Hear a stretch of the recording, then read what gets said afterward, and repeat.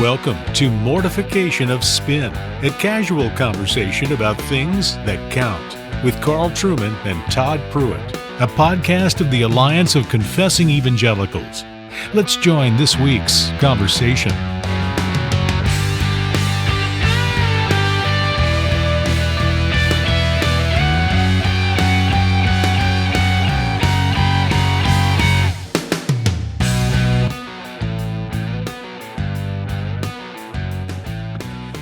Welcome to Mortification of Spin. My name's Carl Trueman. I'm professor at Grove City College in Western Pennsylvania, and this year serving as a visiting research fellow at the University of Notre Dame in Indiana.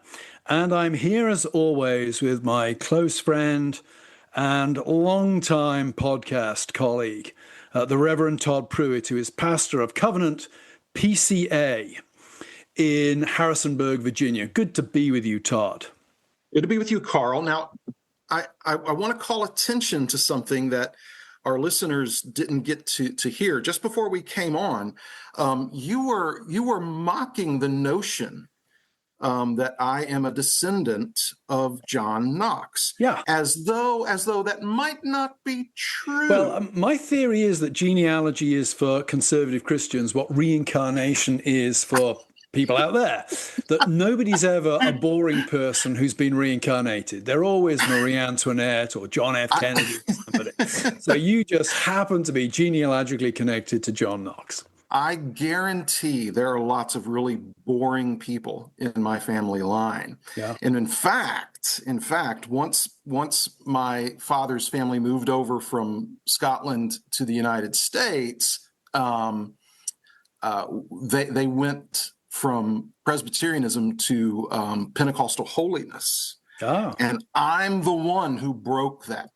So you're a return to the family tradition as established in the 16th century. Getting back, I have a lot of Presbyterian pastors in my family background when we were still in Scotland. And interesting. Yeah, exactly. So I go back to John Knox. I don't know if there's any branches off to William Wallace, but I'm sure there are. And I would just encourage our listeners, you might want to watch Braveheart. It is considered the most historically accurate drama ever. Other than The Patriot, I'm sure. With Mel Gibson, yes. Well, of course, what's slightly worrying about your connection to John Knox is that we know that Knox had a bit of a problem with strong, accomplished women. That was one of the things that he struggled with. And we're actually going to be interviewing today a strong, accomplished woman.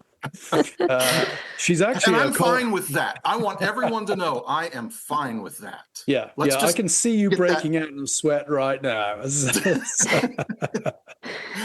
Well, I should introduce our guest today. Her name is Clare Morell. She's actually a colleague of mine at the Ethics and Public Policy Center, where she is the director of its Technology and Human Flourishing project. She's also the wife of Caleb Morell, the author of the recent history of Capitol Hill Baptist Church, who we've also interviewed on this program. And Clare's work has been featured in a wide variety of contexts: New York Times, Wall Street Journal, Fox News, New York Post, National Review, The Hill. And she was even the subject of a positive profile in the New York Times. But don't hold that against her. She's actually quite a solid and sound person. So, Clare, great to have you on the program today. Oh, thank you so much. Happy to be here. Well, the reason we've got you on primarily is you've written a book that I think it should be required reading for parents and maybe even grandparents across the country.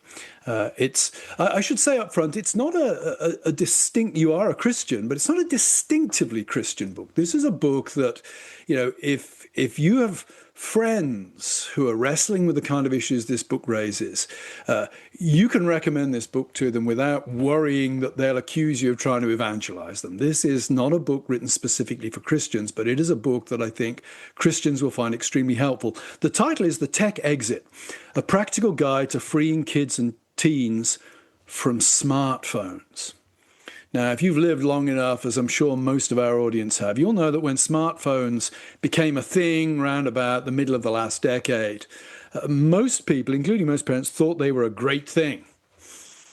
The last couple of years, I've noticed in my circles a kind of significant sea change that parents are beginning to realize that smartphones bring with them a lot of drawbacks and potential dangers and problems.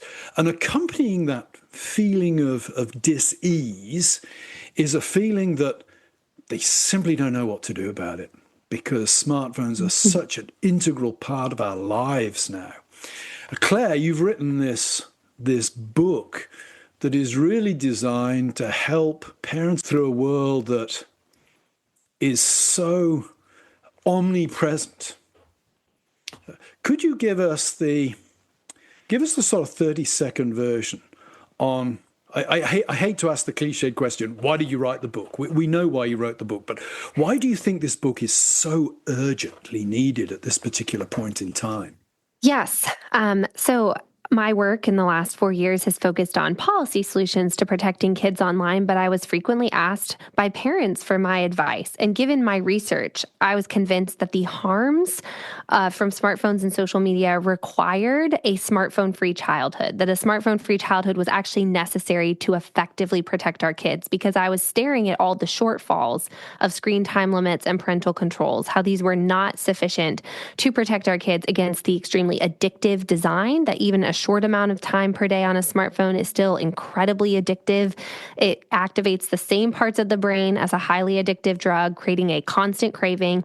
And the parental controls had just so many loopholes. We're failing parents. So many parents said, well, I'm going to give a smartphone, but no social media on it. Any child safety expert will tell you that's just not possible. There are thousands of portals to the internet in one single smartphone, and a parent cannot effectively lock down every possible entry point to the internet where kids are coming across dangerous content and where predators are accessing our children. And so I was convinced a smartphone-free childhood was necessary, but parents would say, but the pressures to give them are just immense. Like, I don't know how to do this. And so I wrote this book to show parents not only is a smartphone-free childhood necessary, but it's actually possible. And so the whole focus of the book is actually very positive, of trying to show parents the practical steps to take to free kids from smartphones, even if you've already given them, and then how do you sustain that lifestyle over the long term.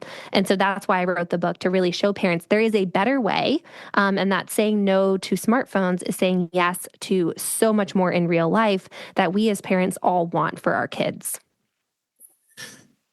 I want to echo what Carl said earlier.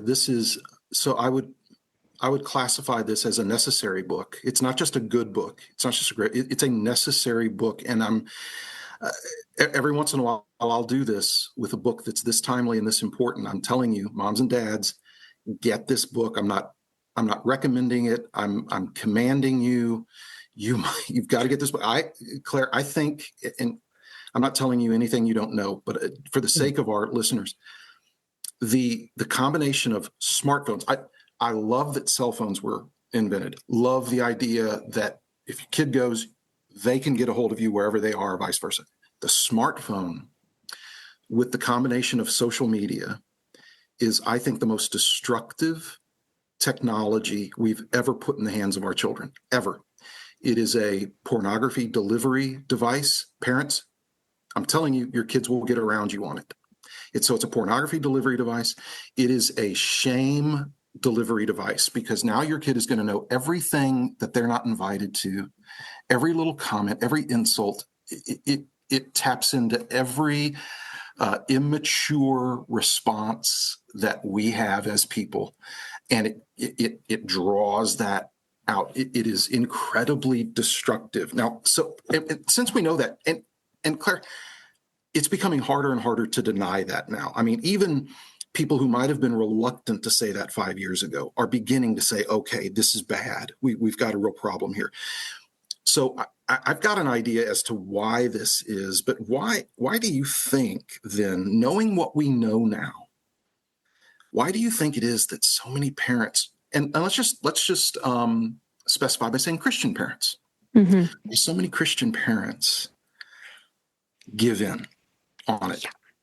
Yes, I think the reason is that the kind of approach of moderation just sounds the most appealing to a parent. They know there are harms from the smartphone, but they've been told by the tech companies, even other Right. parents, that, just install the parental controls, put screen time limits in place, and then it feels like they can have both. They can let their child have the smartphone where there is immense peer pressure that it's difficult for parents to withstand.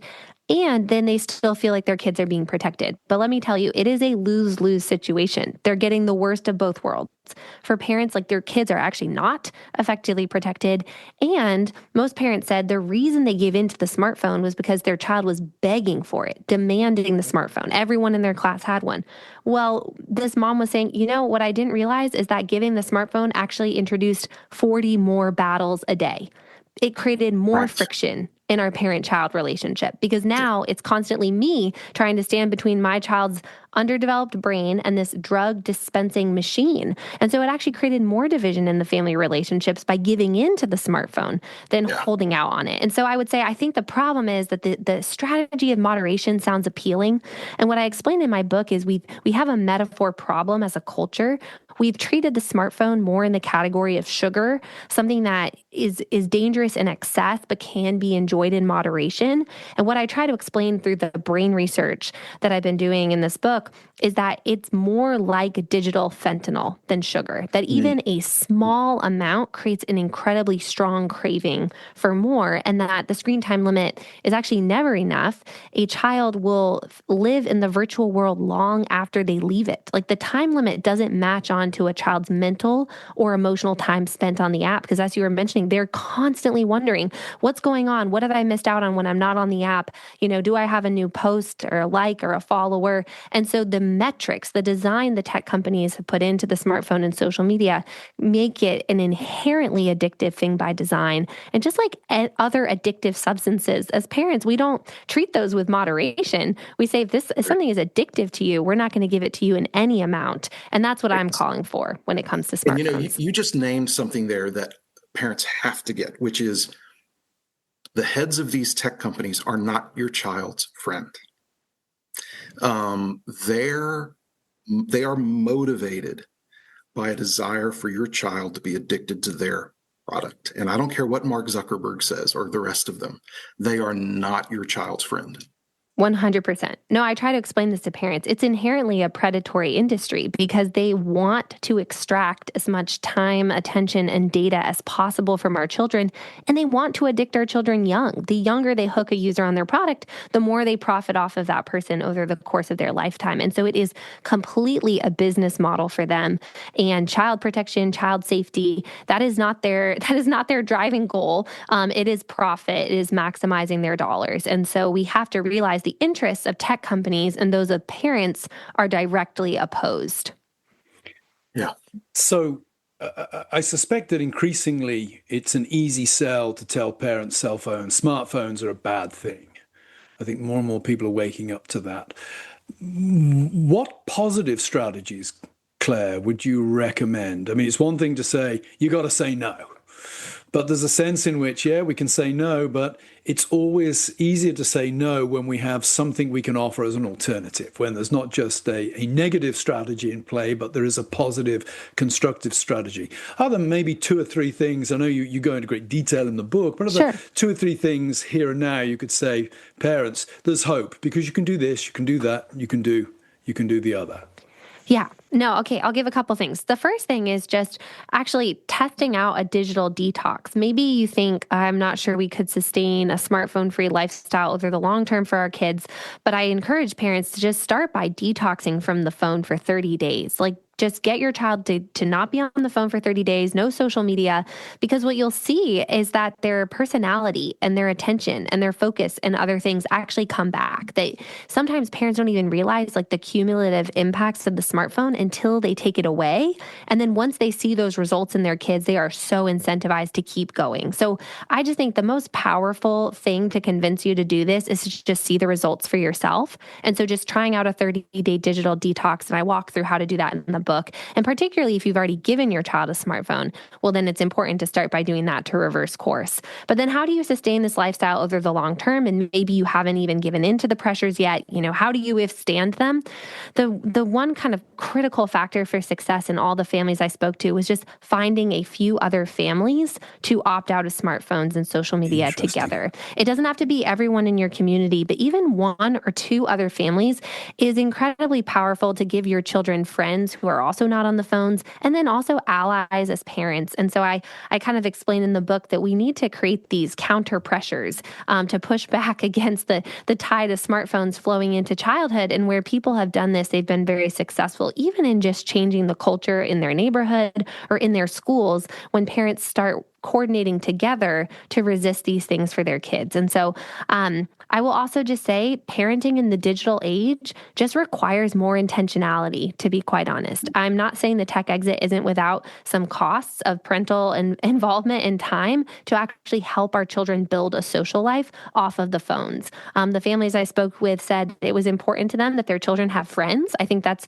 a real concern of parents. We don't want to say, okay, I'm taking the smartphone away and now you don't have any friends. So they really work to provide that real life alternative to help their children spend time with their friends in person, even being willing to be the house to host the friends. I had one mom of a teenage boy said, we became the house that would host his friends for poker nights. We would have his friends over. I'd get them junk food, and they would just play poker in the basement, no phones. Even if some of the kids did have phones, they had to leave them in a phone basket when they came over. And just providing that real life alternative is even then really appealing for the kids who may be on phones to actually taste what real life friendships and relationships can look like. And so I think those are a couple practical tips that try detoxing first and see the results for yourself. Find other parents to do this with you. And that just starts with a conversation with your neighbors, parents in your school, parents in your church, and then try to actually invest some energy in helping your kids spend time with friends in real life to help them develop the friendships that they need, but in the real world, not the shallow connections, the cheap substitutes that social media provide. As a pastor, I think about, what can, pastors and what can churches do to encourage this? Because I think that, I mentioned pornography earlier, and because there's such a strong relationship between smartphones and pornography, you have to talk about those things together. And I find oftentimes that pastors are reluctant to talk about smartphones, just how sometimes parents are. And I think some of it has to, you talked about, well, my kid's not going to have any friends. And I think it comes down to that fear that parents have of my kid might be weird if I don't give them and I think sometimes the insecurity is on the part of the parents. I want my kid to be like the other kids. And then plus the added pressure of it would be too big of a fight. It would just be too big of a fight with my kid. And I would imagine that the fight's bigger if you're in a position where after having allowed them to have one for a few years, you end up having to take it away. So probably starting early with lots of instruction for your young one is going to be huge on this.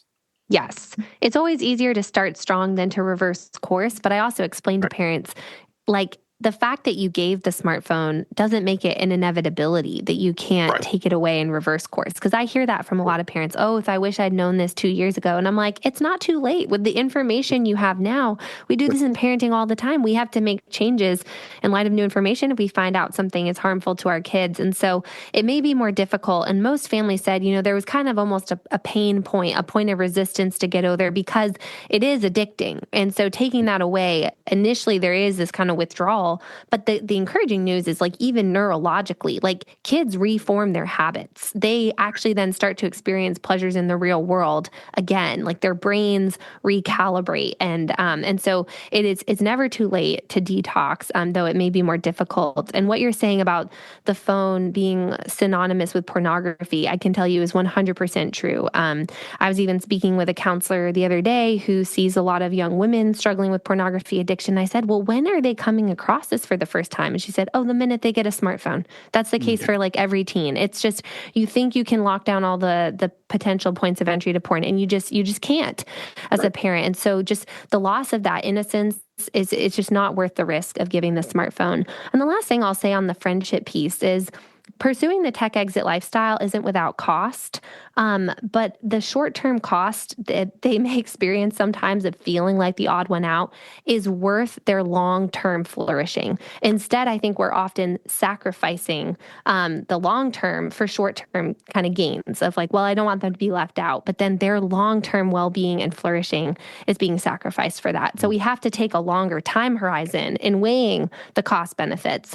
And the last thing I will say is one dad told me when I asked him that question, like, what about your kids? Are they left out? He said, actually, our decisions to not give phones and social media have been very friend filtering for our kids. Because if a friend wasn't going to talk to my kid because they're not on the Snapchat app, he's like, that's not a good friend. Like, you don't want to waste your time with that person. Instead, he said his kids ended up having a variety of friendships, some with kids who didn't have smartphones and then others who did. But he said those were actually good friends and they were willing to accommodate my kids' difference. They reached out to them to get in touch with them another way if they weren't on social media. And so I think just even teaching our kids what real friendship is and what to look for in real friends can be a really positive kind of side effect of this tech exit lifestyle. We're actually helping our kids find their true friends faster through these decisions.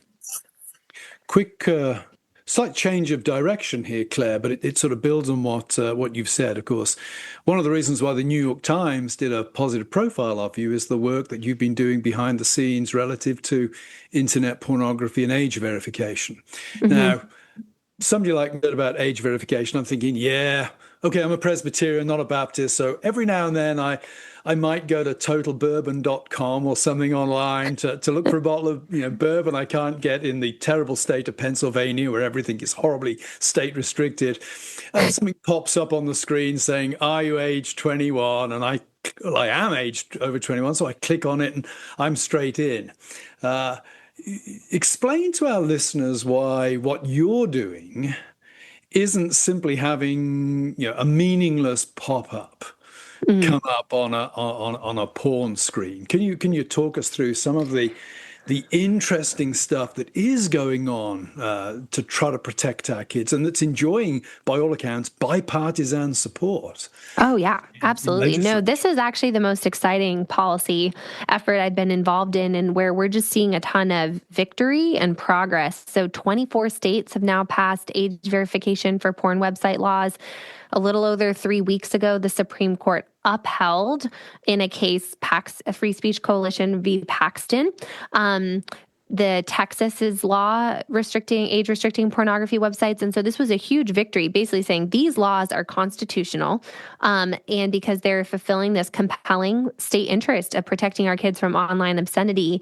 And any burden on adults' access to speech is incidental because this age verification process can be done now anonymously, privately in a process that usually takes less than 30 seconds. And so that has been a change in the last kind of 20 years of our laws. The last time the Supreme Court considered one of these laws, they ended up striking it down. And this was back in 2004 because they said that age verification was not the least restrictive means and filters were. Okay, well, then comes the smartphone and social media. And so now the court is like, yeah, filters are not effective. And the age verification technologies have progressed and advanced so much in the last 20 years that actually age verification can be done in a way that's privacy protecting for adults. And so you were asking about the technological aspect of this. I mean, it's actually an effective hurdle because it's not just a pop-up box. There has to be some means of verifying that you are, in fact, over the age of 21.